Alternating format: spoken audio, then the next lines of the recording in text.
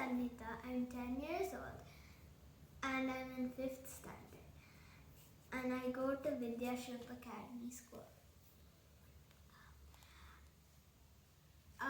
Today I'm going to demonstrate Newton's first law of motion, and I'm also going to talk about friction.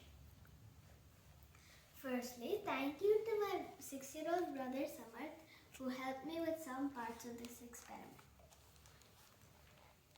Newton's first law of motion basically states that an object in motion will remain in motion and an object at rest will remain at rest until and unless acted upon by an outside force. This car will remain at rest until I pull it back, and it will remain in motion until the friction stops. Materials. The materials that I used were a piece of KG cardboard, tape, sand, gem rocks or small pebbles. You can also use small pebbles, a pullback car, and a timer, and also a metal tumbler. To set up this experiment, we divided the KG cardboard into 5 lanes of about 4 inches width each. The first lane we left blank.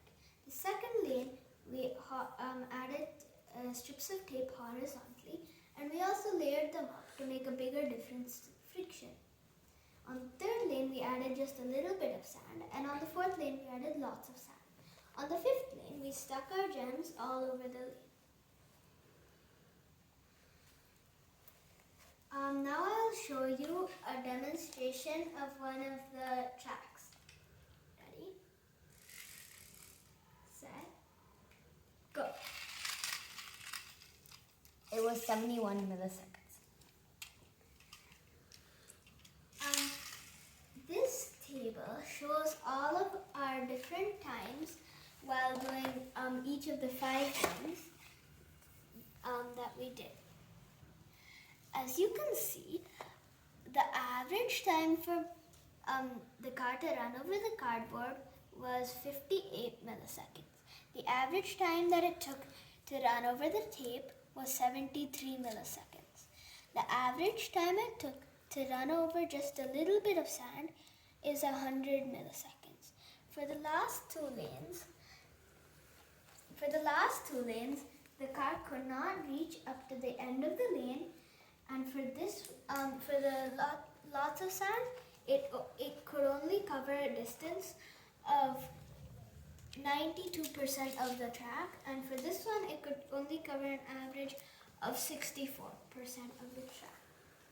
As you can see in the above table, the car went the fastest on the plain cardboard, which means the plain cardboard has least friction, and it went the slowest on the gem cardboard, which means this one has the most friction. In conclusion,